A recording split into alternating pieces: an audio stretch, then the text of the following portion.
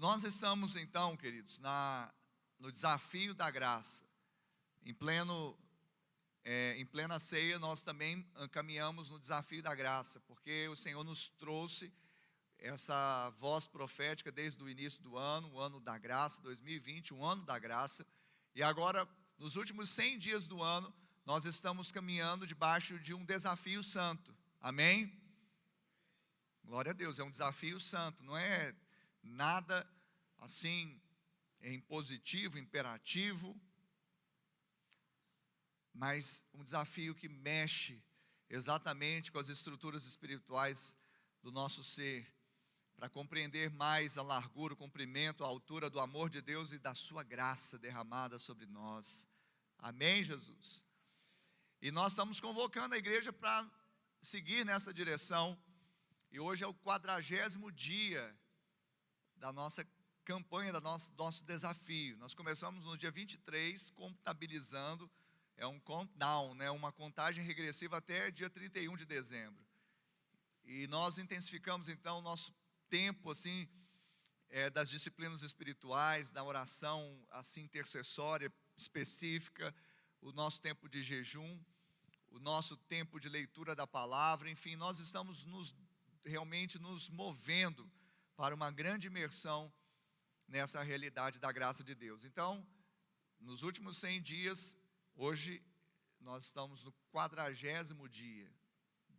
Amém? E nesse ponto, agora nesse domingo, nós estamos na 4ª mensagem temática sobre a graça, ou sobre o desafio da graça. Então, na primeira, só para você não perder o prumo, na primeira nós falamos do desafio da graça, é um desafio também da fé. No segundo momento falamos que o desafio da graça é um desafio também do amor.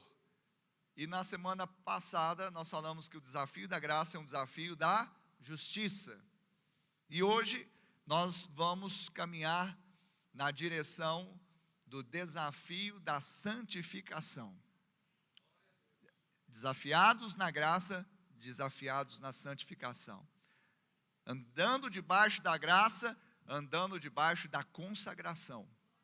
Esse é o chamado, e esse é o desafio gostoso que nós vamos realmente caminhar no nome de Jesus. Então abra comigo a sua Bíblia, lá em Romanos capítulo 6, nós vamos ler do 1 até o 14, depois vamos ler o 22 e o 23, fechando essa sessão, esse capítulo. Romanos capítulo 6,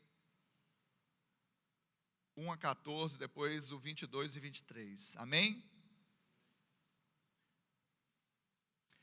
Você está abrindo aí, ou acessando na sua Bíblia digital? Vamos lá. Que diremos, pois? Permaneceremos no pecado para que seja a graça mais abundante? De modo nenhum.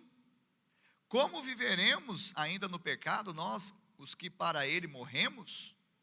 Ou porventura ignorais que todos nós que fomos batizados em Cristo Jesus, fomos batizados na sua morte?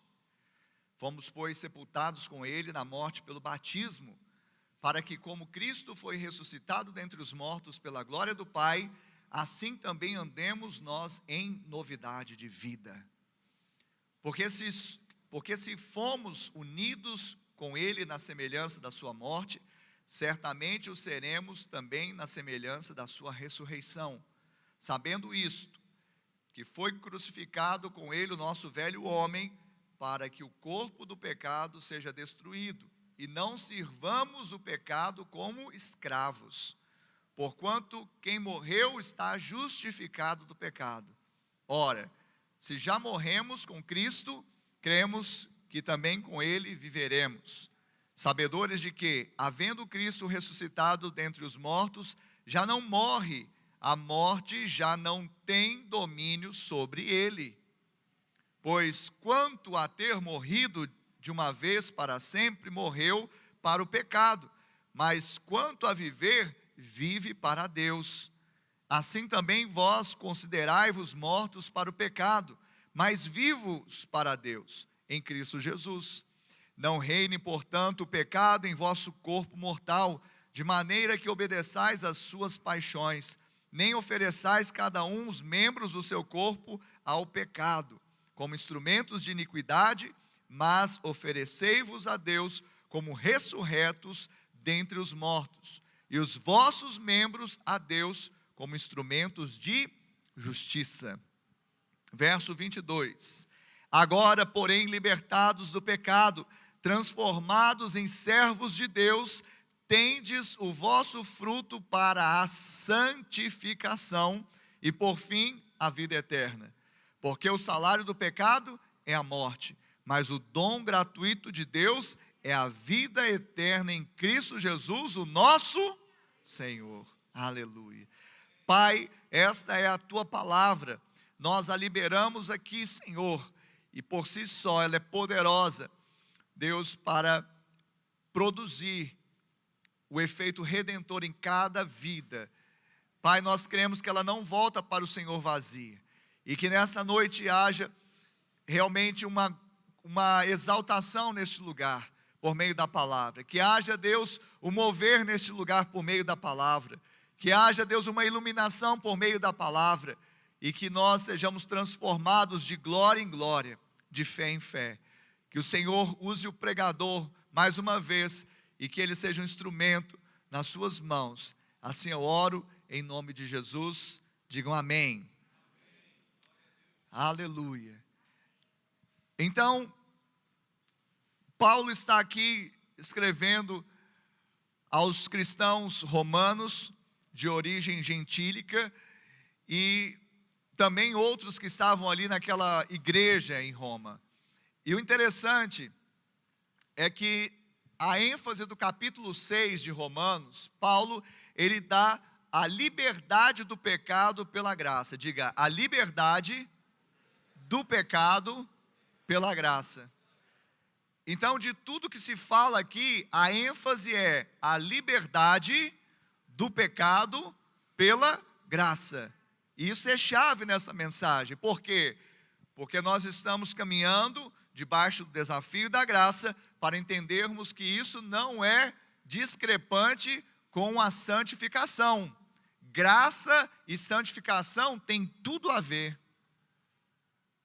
E o que diz aqui na carta aos Romanos, especialmente no capítulo 6, é exatamente a liberdade do pecado que vem por meio da graça. E Paulo, ele começa esse capítulo fazendo algumas objeções, ou seja, perguntas retóricas. E é uma forma muito interessante, porque a pergunta, ela faz a pessoa refletir. Cadê o Samuel? Está aí, meu filho? Está lá atrás, né? Você sabe que o papai gosta de fazer perguntas, não é? Quem deixou esse copo aqui? Ué, mas quem que tinha aula agora às 16 horas? Alguém faz também alguma pergunta assim? Você já tem a resposta, e a pessoa também, mas faz a pessoa refletir. Então, uma pergunta retórica. Paulo fez uma pergunta como essa.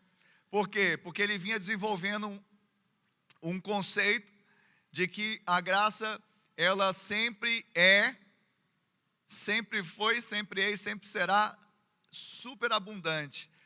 Mas alguns, talvez entendendo de forma equivocada, achavam que então vamos permanecer no pecado para que a graça realmente ela seja caudalosa, poderosa, abundante, superabundante. Ele falou, como? Vamos permanecer no pecado para que a graça seja abundante? Então essas perguntas, é com elas que Paulo começa esse capítulo, começa essa sessão, e exatamente para ajustar a compreensão daqueles irmãos que estavam naquela igreja. E é o que nós temos feito nesses dias. Porque embora não é novidade pregarmos graça nesse púlpito, não é, pastora? Não é novidade nós pregarmos a doutrina da graça, o favor de Deus. Mas eu creio que o Senhor tem nos levado a aprofundar mais, a nos aprofundarmos mais, a emergirmos cada vez mais. E de uma forma pontual, Deus está nos levando, desde o início do ano, a escavarmos e ajustarmos a nossa compreensão, como Paulo fez aqui no capítulo 6. Ele ajustou a compreensão daqueles cristãos sobre dois aspectos, a lei e a graça, especialmente a graça. Ah, pastor, mas eu preciso compreender sobre a lei? Sim, porque a lei é de Deus. A lei, ela teve um propósito. A lei, ela foi concebida com um propósito. Mas o fim da lei é Cristo. Ou seja, a lei termina quando entra Cristo em cena, ou seja, ele traz a graça. Então preste atenção, quando eu entendo essa transição, e entendo que hoje eu estou debaixo da graça, e eu entendo que essa graça, a mesma que me justificou, é a mesma que vai me dar poder para andar sem domínio do pecado sobre a minha vida, então isso é um ajuste espiritual na minha vida. Quem está entendendo até aqui? Então por isso você está aqui hoje, para receber mais dessa revelação em nome de Jesus, amém? Porque essa carta, embora esteja escrita aos romanos, eu creio que seja aos amorosos da Igreja Batista do Amor, no século 21, em Uberlândia, Minas Gerais. Tem alguém que acredita nisso aí? E o que Paulo usa, entre outras coisas, aqui nesse contexto? Ele usa identificação. No primeiro momento, ele vai falar sobre uma identificação que nós temos com Adão. Mas depois, no segundo momento, a identificação com o segundo Adão, a saber, Cristo Jesus. Então, se nós trouxemos aquela imagem do que era terreno através de Adão, e também, por consequência do pecado, a condenação, agora em Cristo, nós trazemos a imagem do que é celestial, e trazemos consigo que conosco que a justiça, a nossa própria, falamos domingo passado, não, a de Cristo, que nos leva à condenação, não, agora foi pago, nos leva à santificação, é andar como justo que somos. Amém? Vamos adiante, porque você vai entendendo um pouco mais. Então, nesse capítulo fica claro que tão importante como a justificação é a santificação. Diga, tão importante como a justificação é também a santificação. Amém? Nós já falamos sobre isso, mas só dá uma palhinha novamente. Justificação é um ato, e Deus faz de forma imediata.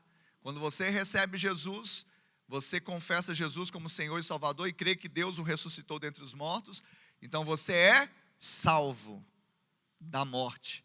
Você agora você se apresenta diante de Deus justificado, porque quem morreu já está justificado. Cristo morreu, então pagou a conta. Amém? Mas santificação não é um ato imediato. Santificação é um processo. Então, na justificação, eu me torno salvo e justo. E na santificação, eu ando como salvo e justo.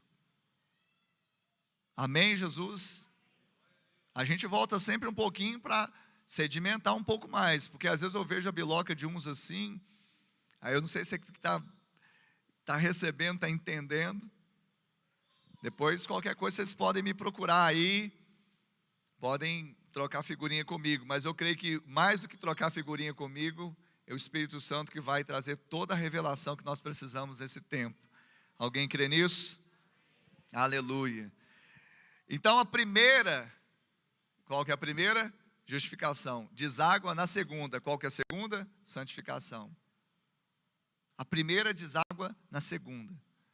É interessante que o pastor Hernandes Dias Lopes, teólogo, homem de Deus, ele tem um comentário expositivo do Novo Testamento, e falando sobre o livro de Romanos, ele faz a seguinte afirmação: pela justificação fomos libertos da culpa do pecado, mas na santificação devemos ser salvos do poder do pecado.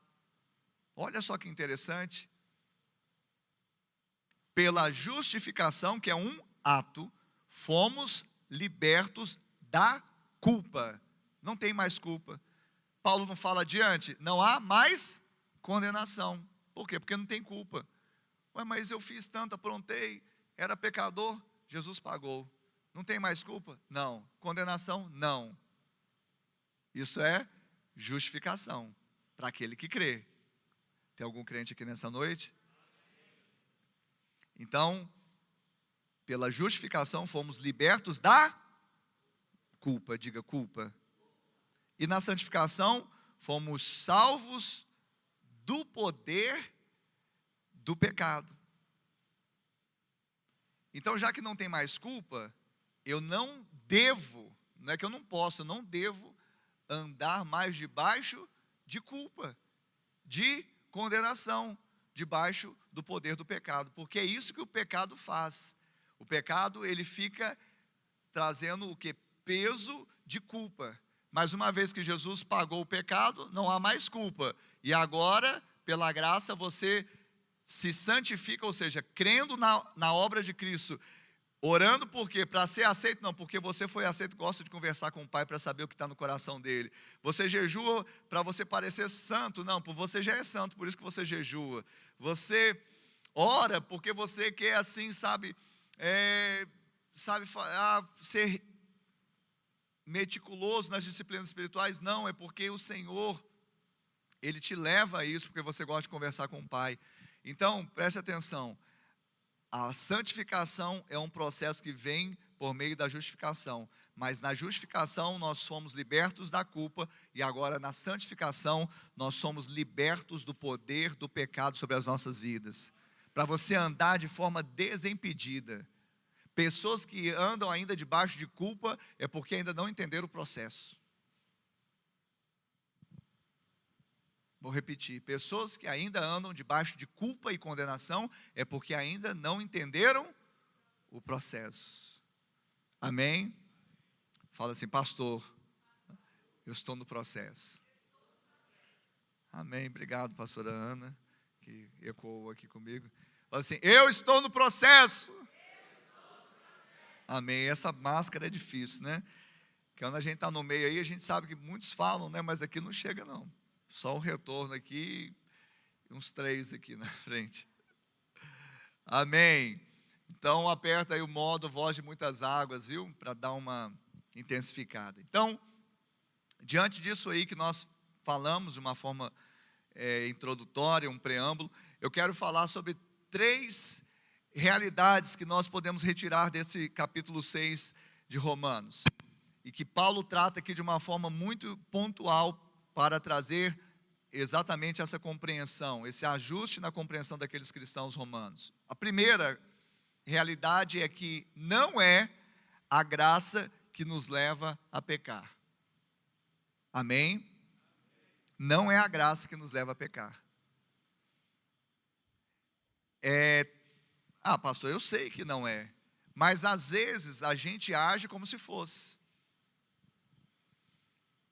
Porque quando nós trazemos lei para a nossa vida como se fosse um meio através do qual nós vamos nos tornar mais santos, eu estou achando que a graça é que me empurrou para lá, então a lei é que me empurra para cá. Mas nós vamos ver que é o contrário. A graça, ela não nos leva a pecar. E com certeza, hoje, talvez seja o grande dilema, que as pessoas acham que muito favor, muita licença para pecar. Será? Será que se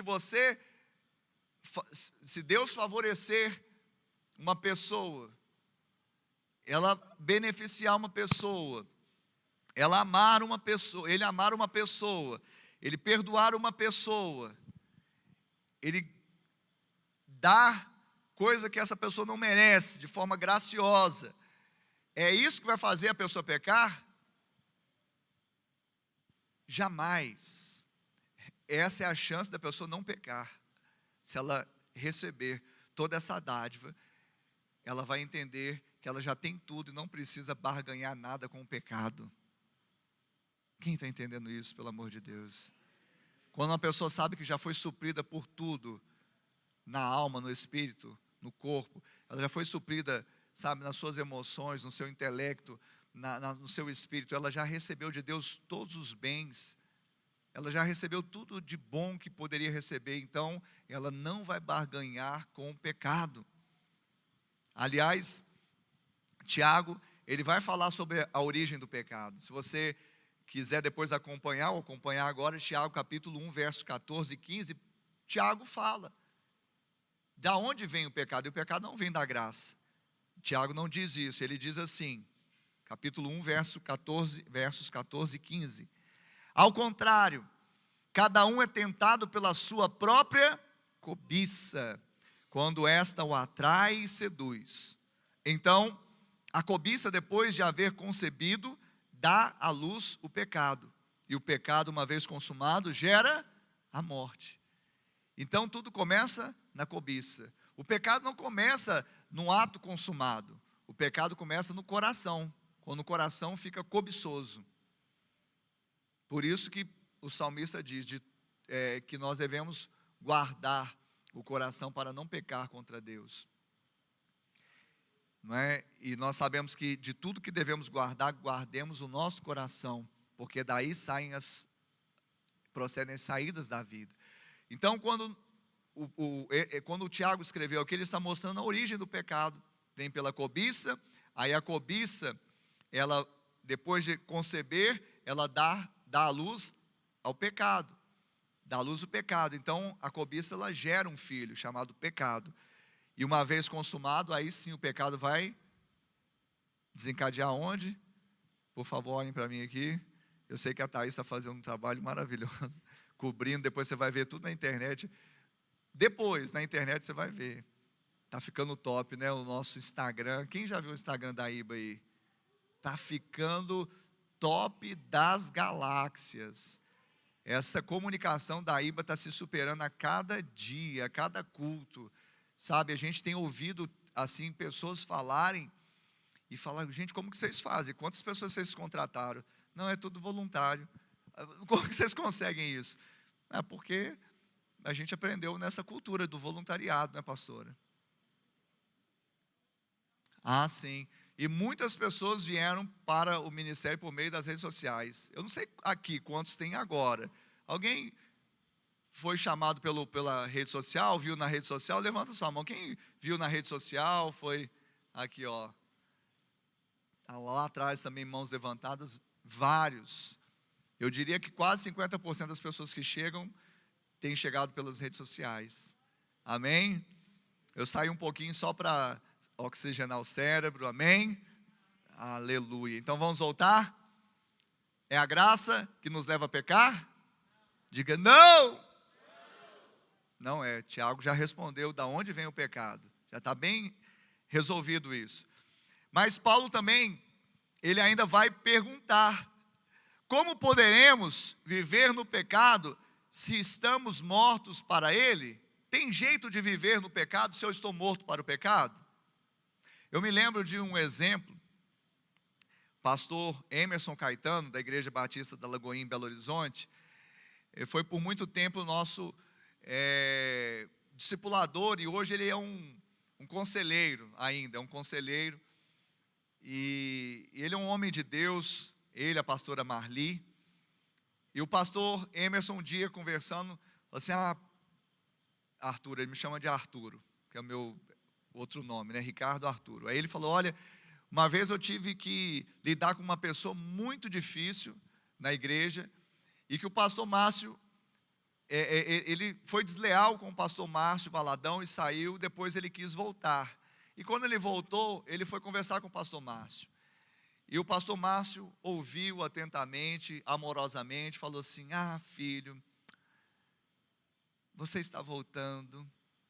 Como é bom te receber de volta, filho. Aleluia. Aquele jeitinho do pastor Márcio, né? E aí, olha, você vai falar com o Emerson, tá bom? Aí ele chamou o pastor Emerson. Era uma pessoa também que era ministro lá na igreja, e foi desleal e depois voltou. E o pastor Márcio perdoou. É claro que ele voltou, deve ter que recomeçar, mas ele perdoou. O recomeço é tranquilo, mas o perdão é algo que vem de Deus. E aí, quando o pastor Márcio chamou o pastor Emerson para lidar com essa pessoa, o pastor Emerson ficou indignado. Ele falando comigo, falou assim: Arthur, eu fiquei indignado, porque era um camarada difícil. Saiu, não foi pela porta da frente, saiu pela porta do fundo, foi complicado e tal, desleal. E o pastor Márcio, e eu fui falar com o pastor Márcio, Arthur, ele me contando para exemplificar algo também. Aí ele falou assim, o pastor Emerson, conversando com o pastor Márcio, mas como? Agora eu vou ter que abraçar esse irmão? É você, filho. Sabe, você é tão amoroso. Você vai abraçar esse irmão, vai reintegrá-lo ao ministério. Aleluia. E aí, sabe, aí falou assim, pastor Márcio, mas eu não entendo. O senhor não sente nada. O senhor não está sentindo, sabe? Em outras palavras, você não está tendo um ressentimento, uma amargura, sabe, um revanchismo. Não, filho, não estou, porque eu estou morto, e morto não sente nada. Aleluia! A gente aprende muito, né, com o pastor Márcio Valadão. Foi ele que pôs a mão na minha cabeça e me ordenou para o ministério da palavra. 7 de setembro de 2009, eu e a pastora Ana, né?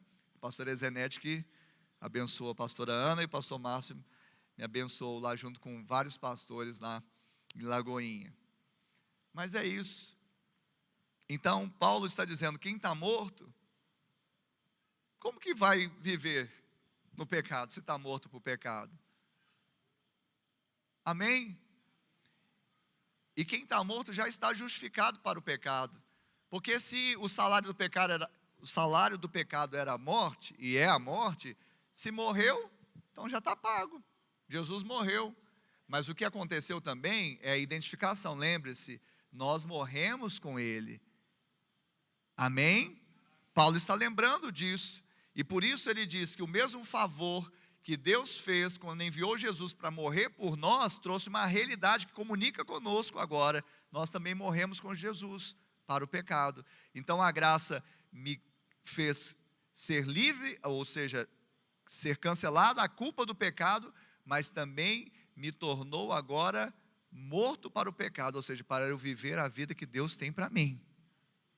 Vida de santificação. Diga, a vida que Deus... Não, mas fala, já apertou o modo voz de muitas águas aí?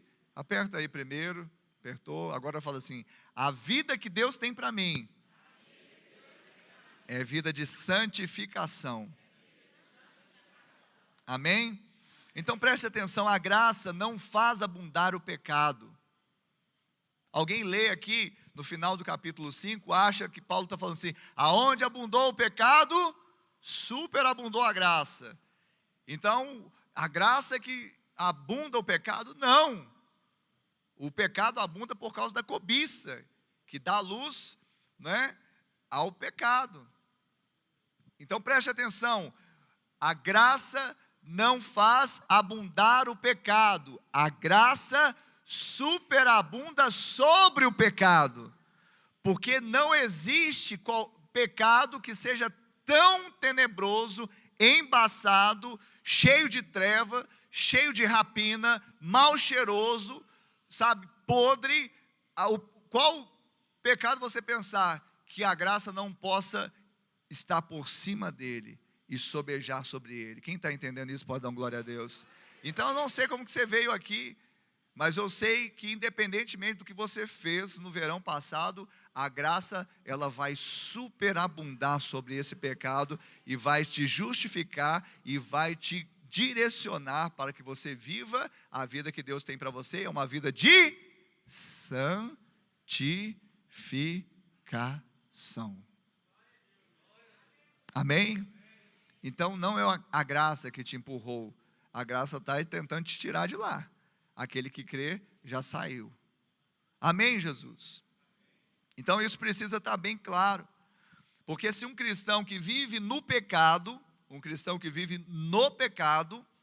ele disser que vive debaixo da graça, ele está o quê? Mentindo. Se você se deparar com um cristão que está vivendo no pecado, e ele disser, não estou vivendo debaixo da graça, mentira, ele não está vivendo, ele acha que está, porque na cabeça dele talvez o fato de ele estar ali debaixo de pecado, Deus vai vir e vai superabundar a graça e está tudo resolvido. Querido, essa é uma outra questão. A questão que nós estamos falando aqui é que a graça não me leva a pecar, a graça me tira do pecado. Ou seja, se um cristão está vivendo debaixo do pecado, ele não está vivendo debaixo da graça. Ele não está vivendo debaixo da graça.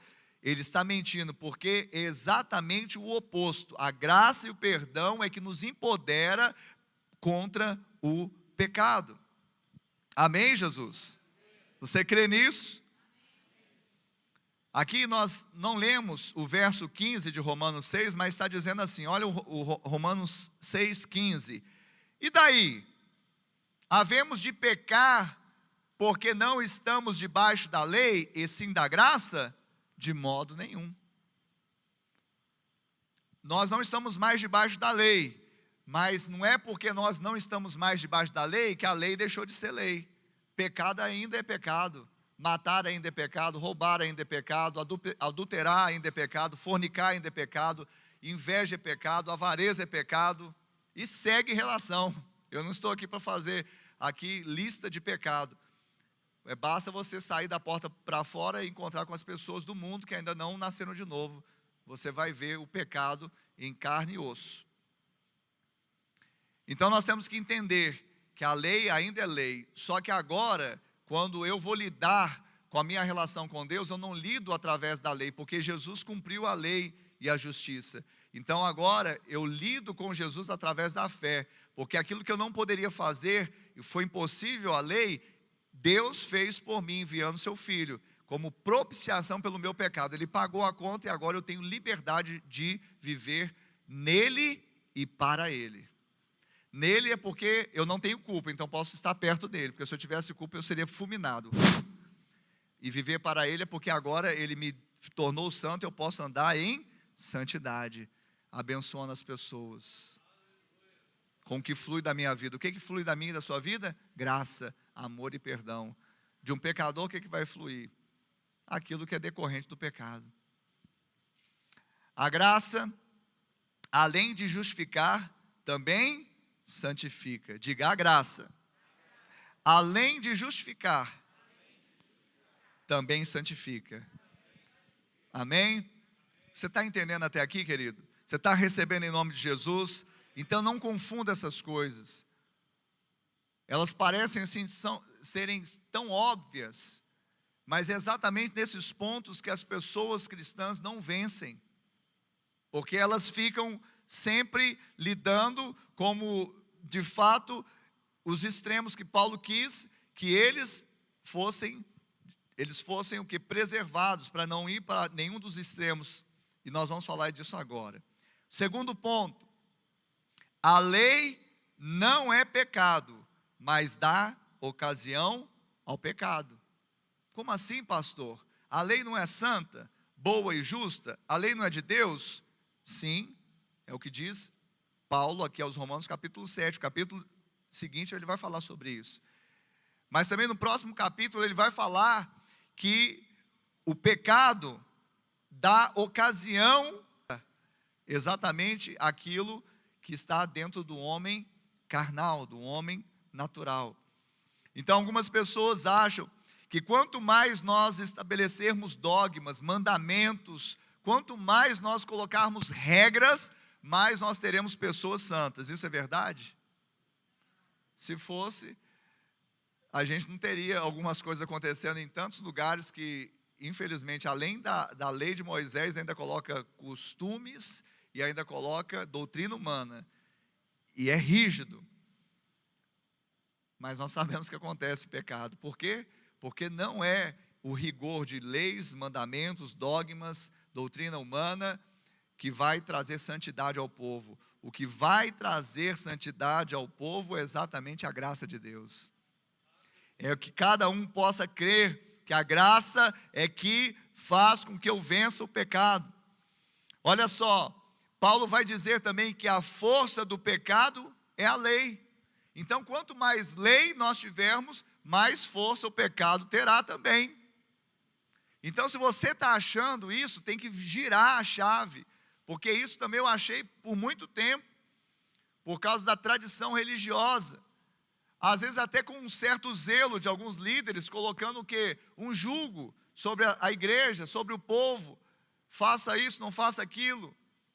Olha, não pode usar essa roupa, não pode usar esse cabelo desse jeito, não pode assistir isso, não pode. Sabe, quanto mais lei, quanto mais dogmas, quanto mais regra, mais nós voltamos ao cemitério de Moisés. Pastor, como assim? Porque Moisés é o ministério da morte. Porque a lei é do pecado e da morte. A lei é pecado? Não. Mas a lei, ela veio para avultar, dar visibilidade ao pecado, porque senão nós continuaríamos nesse destino que dá em morte. Então a lei vem para mostrar que não é bonito ser feio. E glória a Deus por isso. Porque senão a gente não veria a graça de Deus. Amém, Jesus? Então preste atenção, querido. Isso é engano. Não se engane, querendo colocar mais jugo. E as pessoas normalmente colocam um jugo que elas mesmas não podem suportar. Já viu isso? Às vezes coloca jugo no outro e ela mesma não consegue suportar.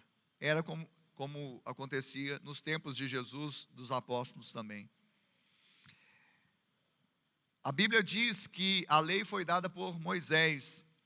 A graça e a verdade vieram por meio de Jesus, está registrado em João 1,17.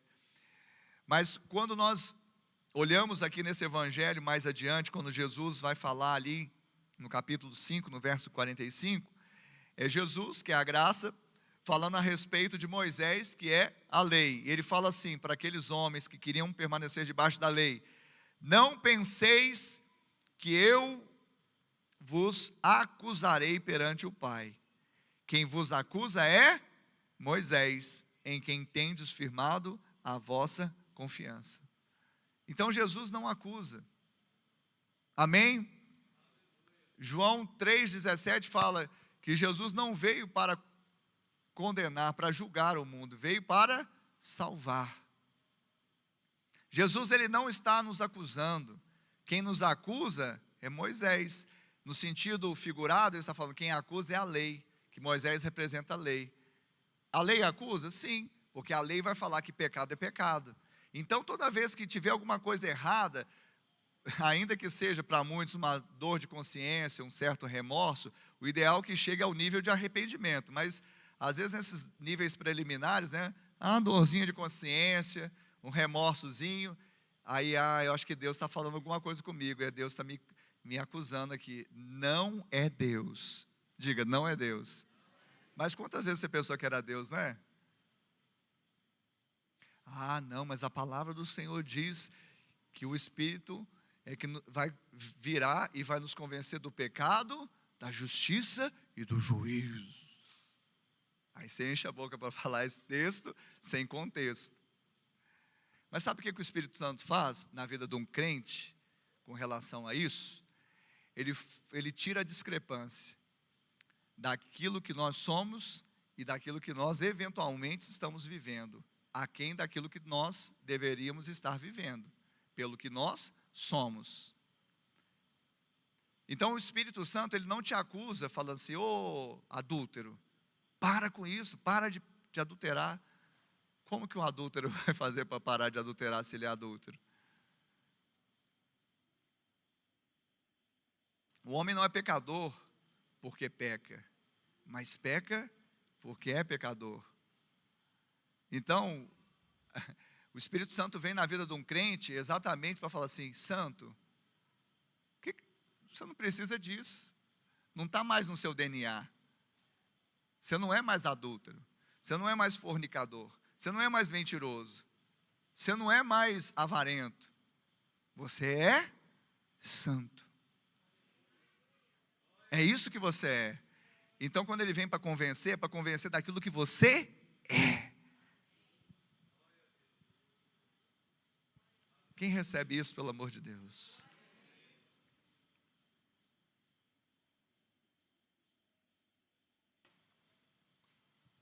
Então, quando você tiver aquela dorzinha, quem já teve isso? aquela dor na consciência, aquele remorso, ou mesmo aquele arrependimento, assim, você achou que era Deus estava te condenando. Quem é? Levanta a mão aí. Pode levantar sem medo de ser feliz. Amém. Tem alguns santos aí, mas amém, né? Às vezes você não entendeu a pergunta, né? Mas não vou repetir, não. Quem entendeu, levantou a mão, porque todos nós já tivemos esse tipo de comportamento. Que é mais fácil a gente jogar na conta de Deus, né? Que Ele não está fazendo isso. A primeira vinda de Jesus não foi para isso. O Espírito Santo foi liberado, não foi para isso. É claro que vai vir a segunda vinda, aí sim. Aí vai ter o momento de juízo. Mas quem está em Cristo, ele não vai passar nesse tipo de juízo para condenação. O que vai ser aferido naquele dia vai ser galardão pelas obras realizadas. Amém? Eu creio nisso. Isso é bênção. Mas vamos voltar aqui, né? Então, queridos, aqui a gente também não leu, mas no capítulo 7 de Romanos, no verso 8, diz assim: mas o pecado, tomando ocasião pelo mandamento, despertou em mim toda a sorte de concupiscência, porque sem lei está morto o pecado. Sem lei está morto o pecado. Então, se você traz lei, você dá vida ao pecado. Olha só que coisa. Então é a graça que te faz pecar? Não. Quem te vai fazer pecar, se você ficar debaixo, é a lei. Ela em si não quer te levar para o pecado, ela quer te mostrar, mas ela dá visibilidade. A única coisa que você tem que fazer é viver no Espírito. Tem gente que fica atemorizado, aí anda assim, eu não posso olhar para o lado, não posso olhar para o lado. Por quê? Porque tem uma mulher passando, eu não posso. Aí só ele lembra, a mulher está passando. Aí já vê a mulher daquele jeito que ele quer ver, já no coração. Eu não posso, a mulher para passar, aquele outdoor, ai meu Deus, bate o carro. Cara, que neura é essa, filho? Eu não vou mentir. Já mentiu.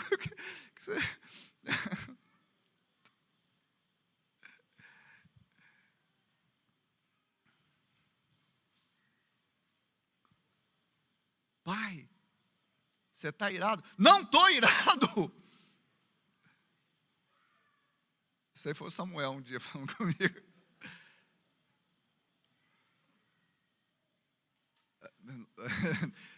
Filho, até eu estou, mas a Bíblia fala, irai-vos e não pequeis. Para com isso, meu filho.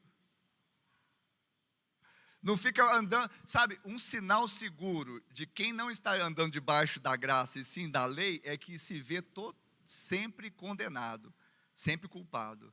Ele sempre está preocupado, culpado, tem alguma coisa errada, tem um encosto aqui, tem alguma coisa que, sabe, tem alguma condenação, vai dar ruim, eu não vou conseguir. Isso é porque a pessoa não está andando no Espírito, ela não está andando debaixo da graça. Ela ainda está tentando achar que ela vai conseguir no braço, na carne. Vai dar ruim, aí vai dar ruim. Anda no Espírito. Eu sei que eu não ia dar conta, não ia mesmo. Eu sei que na minha carne não habita bem nenhum, mas não tem nada a ver comigo, tem a ver com Ele. Ele resolveu o problema do pecado, Ele morreu pelo meu pecado, eu estou nele e agora também ressuscitei com Ele para uma nova vida. É assim que eu vou viver.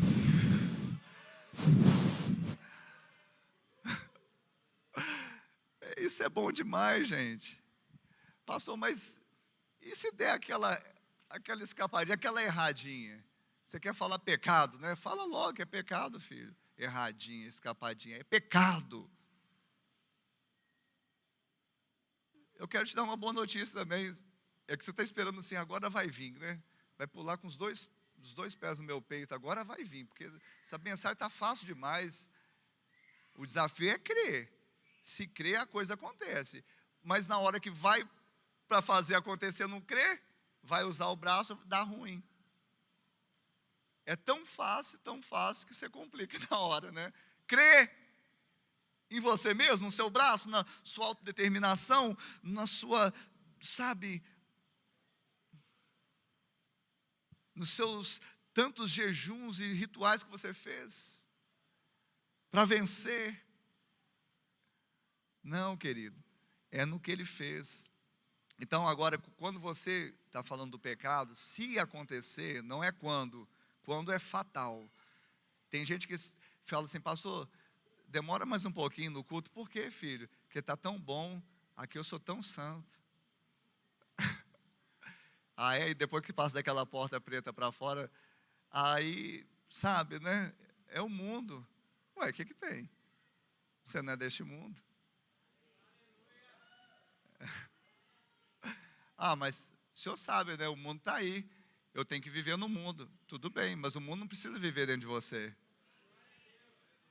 Porque quem vive em você e habita em você e não vai sair de você é o Espírito Santo de Deus.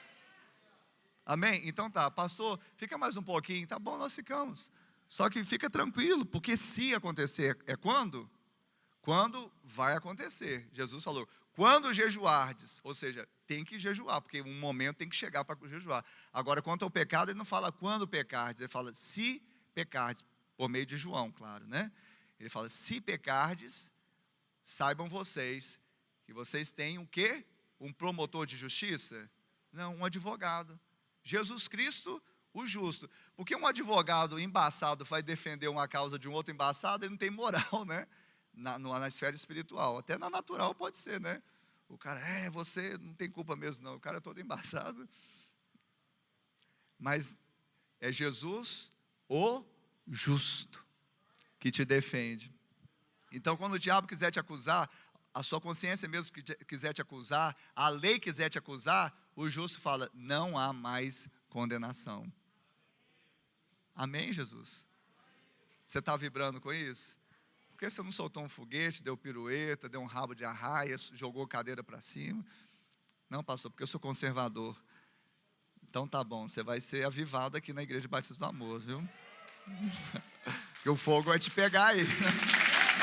Tá, mas não precisa jogar as cadeiras pro lado, não. Tá? As outras coisas sim.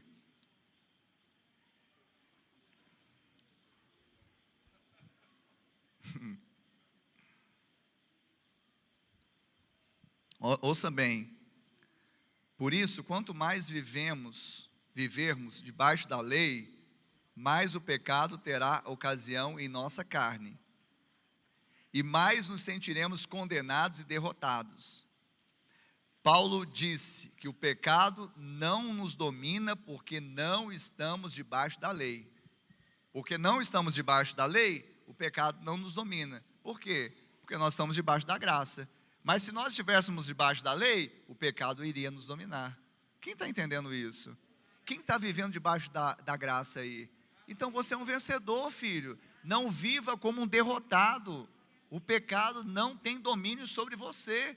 Se ele tiver, é porque você está pondo um pouco de levedo de lei no meio dessa massa chamada graça. E vai levedar. Para com isso. E finalmente, nós falamos que não é a graça que nos leva a pecar, nós falamos que a lei não é pecado, mas dá ocasião ao pecado, e finalmente, a graça que nos justifica é a mesma que nos santifica. Vamos repetir? A graça que nos justifica é a mesma que nos santifica. Amém. Posso dar um joinha?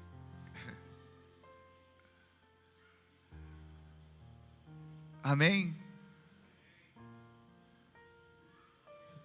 Porque tem pessoas que creem na graça salvadora, mas não crê na graça libertadora. Crê na graça que tornou salvo. Um dia eu vou habitar na eternidade. Tudo bem, se você vai habitar, e esse é o maior prêmio para uma pessoa. Mas enquanto você não for partir dessa para melhor, você vai viver uma vidinha qualquer. A canção, né, Preciso de Ti, fala um negócio de existir. Não, tem uma parte lá, eu tenho que anotar essas coisas. Vê se você lembra aí, por favor. Tem uma parte do existir. Não vale a pena. Distante de Ti, Senhor, não posso viver, não vale a pena existir. Sem a graça, não vale a pena viver, porque uma vida sem graça é literalmente assim, sem graça, não vale a pena existir. Por isso que a graça não vem só para te dar um prêmio na vida eterna, porque a vida eterna não é quantidade de dias, é qualidade de vida. Vida eterna, Jesus falou, é que conheça Jesus. Vida eterna é ter a graça dentro de si. A vida eterna para o cristão já começou agora. A morte é só uma passagem, Quem está entendendo isso? Então preste atenção, a mesma graça que justifica é a graça que santifica.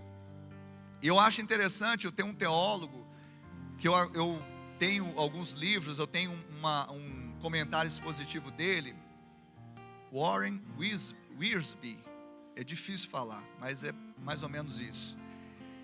E ele fala que Romanos 3:5 fala da substituição e justificação. Jesus morreu por nós, morreu pelos nossos pecados, pagou o preço do pecado, Ele pôs a justiça imputada em nós, ou seja, colocou em nossa conta e fomos salvos pela morte de Jesus. Diga, salvo pela morte de Jesus. E nós estamos aqui na ceia, olha só. E ele vai dizer no esquema que Romanos 6:8 fala de identificação e santificação. Fala que Jesus, ou seja, em Jesus nós morremos com Ele. Ele morreu para o pecado, acabou com o poder do pecado, Ele transmitiu a sua justiça, infundiu em nossa vida e nós fomos salvos pela vida de Cristo. Então no primeiro momento salvos pela morte de Cristo e no segundo momento salvos pela vida de Cristo. Isso é significativo, porque o primeiro Deus fez Jesus enfermar para que Ele pagasse o escrito de dívida, a cédula que nos cobrava a morte, mas agora estamos mortos com Ele, então já está pago, então nós somos salvos pela morte de Jesus. Mas não somente isso, quando Ele ressuscita, Ele transforma aquela identificação também em algo, e aquela justiça em algo também poderoso para essa vida, que é a santificação, ou seja, como Jesus ressuscitou dentre os mortos, assim também nós ressuscitamos com Ele para uma nova vida, ou seja, para vivermos em novidade de vida. Isso é poder de Deus que está dentro de nós. Então você tem dentro de você tudo aquilo que você precisa para viver a vida de Deus aqui na terra. Não só na eternidade com os anjos dizendo santo, santo, santo, mas aqui também no mundão dizendo santo, santo, santo. Aleluia. E eu queria que você ficasse de pé. A graça nos conduz do início ao fim. Então no início nós fomos poupados da morte, mas depois fomos agraciados com a vida. A identificação com Cristo é fruto da graça, porque quando nós fomos sepultados com Ele na morte pelo batismo, nos tornamos inculpáveis diante do Senhor, porque quem morreu está justificado do pecado. Mas também quando andamos em novidade de vida, na semelhança da sua ressurreição, desfrutamos da graça e da justiça que foi infundida em nós, amalgamada em nós, e nós frutificamos para a santificação. Então é essa minha oração agora com você. Eu queria que você fechasse os seus olhos, e eu queria que você agora colocasse diante do Senhor a sua vida, que você falasse agora com o Pai: eu estou vivendo ainda algo na minha vida que eu sei que não é da sua vontade. Eu ainda estou vivendo em algo que eu sei que é caminho de morte. Eu sei que isso não tem nada a ver com a minha nova natureza, mas o pecado vem e me seduz. Mas agora, Pai, eu entendi que eu não posso vencer na carne. O meu viver, que ainda vivo na carne, é pela fé, não no que eu vou fazer, o que eu posso fazer, mas o que Ele fez. E Ele fez tudo, Ele fez acontecer, e eu agora estou escondido nele, a minha vida está oculta nele. Eu morri com Cristo, mas também ressuscitei com Ele para viver uma nova vida, uma nova história. sem o domínio do pecado, porque eu estou debaixo da graça. Fala com Deus, abra o seu coração. Quem sabe você está com uma vida embaçada, uma vida com pecado, uma vida que você não consegue se libertar de vícios, da pornografia, do adultério, da fornicação, da mentira, da avareza, do ciúme, do rancor, da ira, do ressentimento, da falta de perdão, do coração duro, implacável, do ceticismo. Libera agora no nome de Jesus, debaixo da graça. Se coloca debaixo da graça de Deus e fala: Pai, eu não quero mais, porque eu sou nova criatura em Cristo. O velho homem já morreu, as coisas velhas se passaram, tudo se fez novo.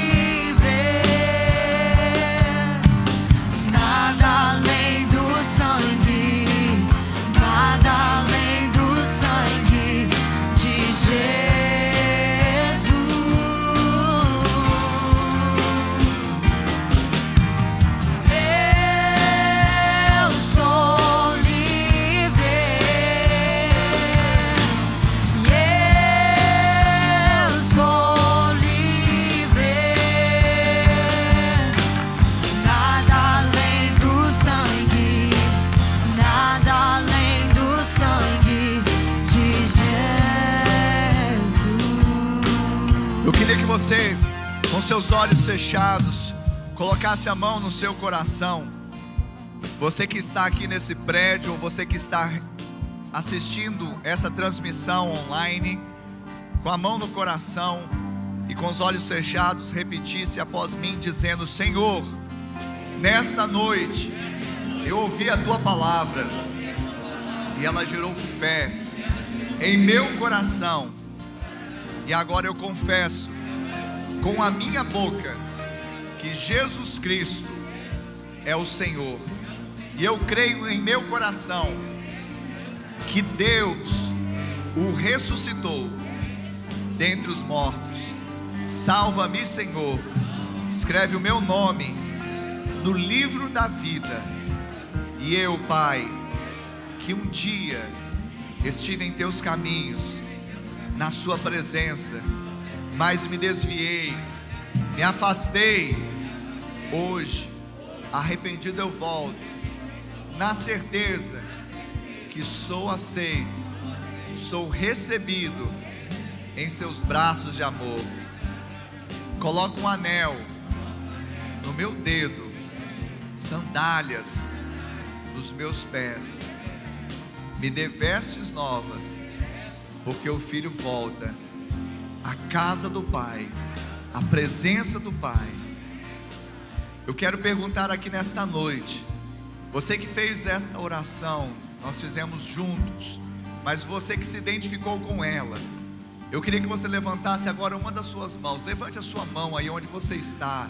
Levante a sua mão se você orou e se identificou. Pode levantar aí onde você está. Eu quero orar por você. Levante a sua mão. Se o seu coração está ardendo, amém. Eu vejo uma mão levantada, eu vejo outras mãos levantadas lá atrás. Você pode levantar a sua mão agora. Sabe, a mão levantada é um sinônimo de rendição. E às vezes nós fechamos, não é? Porque alguma coisa nos impede. Parece que eu não quero me comprometer. Você já está comprometido então com algo. Eu não quero me comprometer. Você deve estar comprometido com algo. Será que esse algo, ou isso que você está comprometido, vai te dar vida eterna?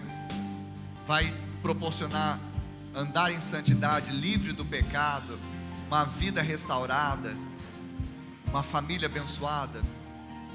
É a oferta de graça de Jesus. Ele não está propondo, e nem eu tampouco, que você seja membro de uma igreja ou tenha uma religião. mas a proposta é: receba a minha graça, receba o meu favor, o que eu estou te dando, que não é mérito seu. Não resista, se renda. Alguém mais quer levantar sua mão nessa hora? Às vezes você estava, sabe, tem pessoas que, eu tenho uma religião. Religião não salva ninguém. Desculpe falar, mas religião não salva. O que salva é o precioso sangue do Cordeiro, porque Ele foi o único que morreu por toda a humanidade, e não apenas morreu, mas ressuscitou, está vivo e vai voltar. Por isso nós celebramos a ceia, porque Ele está voltando. Eu quero dizer àquelas pessoas que levantaram as mãos: glória a Deus. Isso faz toda a diferença, porque o Senhor está vendo muito mais do que as suas mãos, está vendo o seu coração rendido e disposto a não apenas ter salvação, mas viver um tempo de santificação, através do qual você vai ter experiências profundas com o Senhor, e coisas que você talvez não estava rompendo, conseguindo vencer, você vai vencer, porque Ele está em você, e pela graça Ele já te fortaleceu para isso.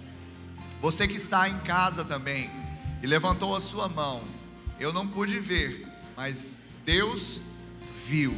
E também eu sei que da mesma forma a graça chegou à sua casa, ao seu coração. Então eu queria, para os que estão aqui, ao sair ali da porta para fora, no lado direito, nós temos um stand.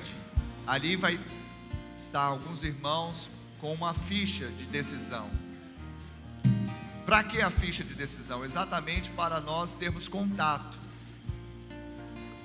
O contato, ele é bíblico. Por quê? Porque nós somos uma família, passamos a ser uma família, e família se importa.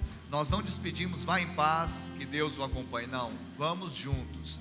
Então, por meio da ficha, nós vamos propor uma caminhada na fé. Vamos caminhar juntos na fé, um encorajando o outro. Até que dia? O dia que nós estamos anunciando aqui, o dia da volta de Cristo. Amém?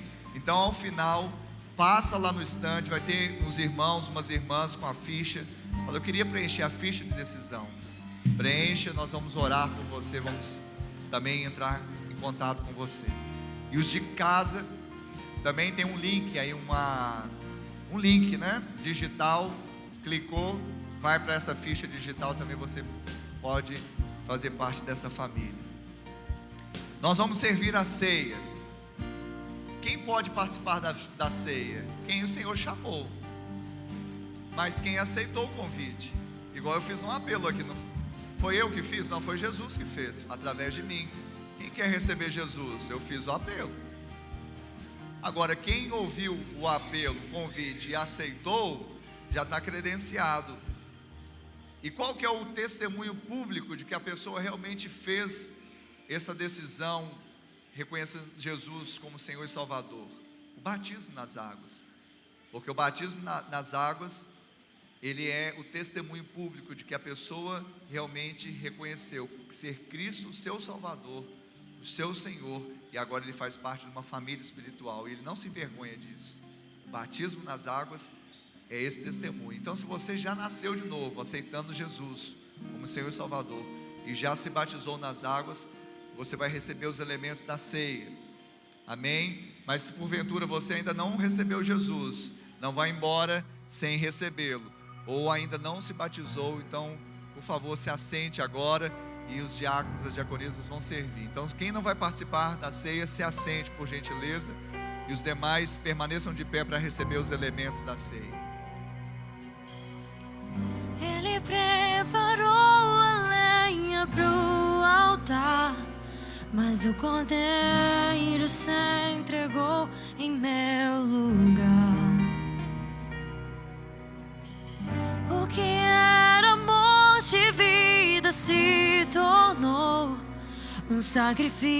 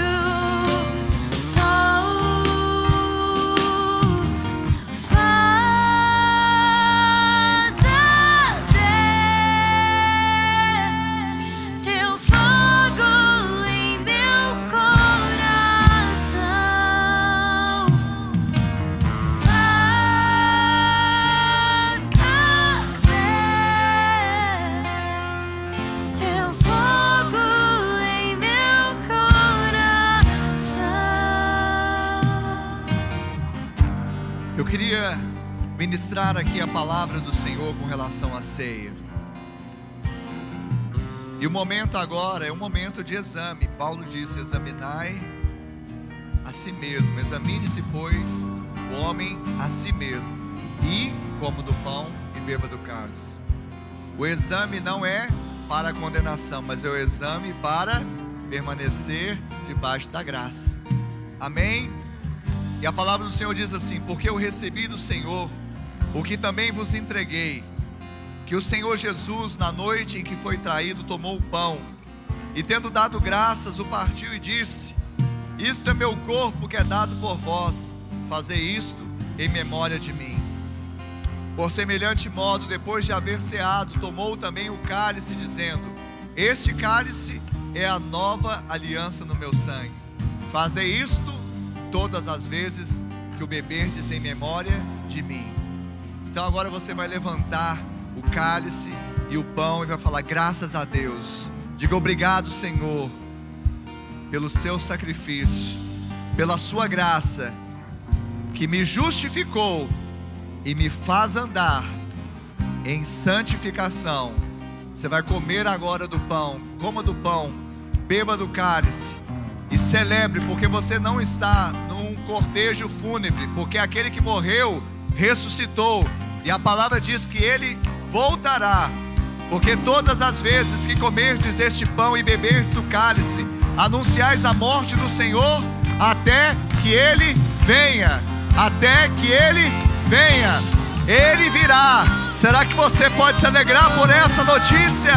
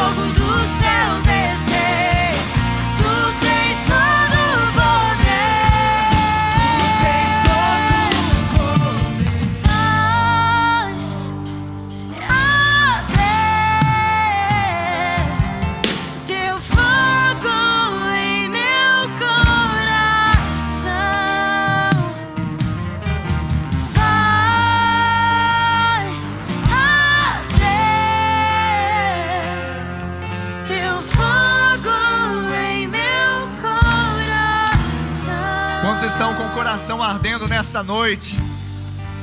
Quantos estão com o coração ardendo, com o altar ardendo? Você pode nessa hora se colocar mais uma vez na presença do Senhor, dizendo: meu coração, Senhor, é o teu altar. Que esse fogo venha arder neste altar e não se apague. Que esse fogo venha arder no meu coração e não se apague. Que não haja o fogo estranho, que não haja fogo de paixões infames. Os meus membros, eles são para a glória do Senhor. Meus membros agora são para glorificar o Senhor, porque não mais o reino do pecado tem vigência sobre a minha vida, mas agora o que reina em mim é o reino da graça, é o Espírito e vida. Eu não tenho mais nada a ver com o pecado, eu não tenho mais nada a ver com a vida depravada. Eu tenho sim a vida de Deus em mim, que me faz andar neste mundo acima dos problemas, acima das tribulações, acima do pecado, e também, Pai, exalando a sua graça onde quer que eu vá, onde quer que eu for. A graça, o amor vai contagiar. Não é o pecado que vai me contaminar, mas é a graça que vai santificar o lugar que eu pôr a planta dos meus pés, a minha casa, a minha família, o meu trabalho, a minha faculdade, não sei, nas ruas dessa cidade. A graça do Senhor será vista, porque eu vou andar em santificação. Oh! Aleluia!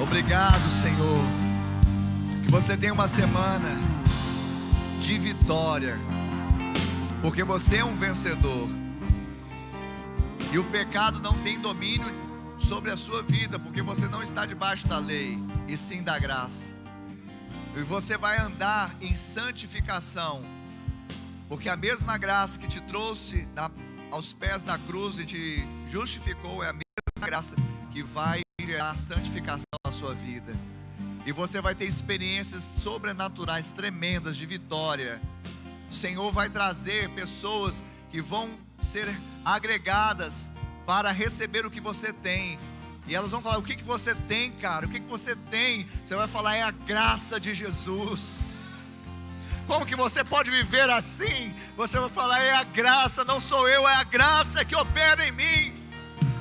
Ah, você vai ver milagres, você vai ver sinais, você vai ver prodígios, você vai ver uma unção do Espírito Santo. Ele vai estar sempre ativo, não vai se entristecer, não vai apagar, pelo contrário, mais do Espírito, mais do amor, mais da graça, e você vai ver algo extraordinário acontecer na sua vida. Esse é o tempo, essa é a hora. Creia nisso, continue a crer em todos os momentos, continue crendo, porque não é homem que está dizendo isso, é o Filho do homem que estabeleceu isso. Está escrito. Aleluia. Que o amor de Deus Pai, a graça de Deus Filho e a doce comunhão e consolação do Deus Espírito Santo seja com todo o povo de Deus, hoje e para sempre. Amém e amém.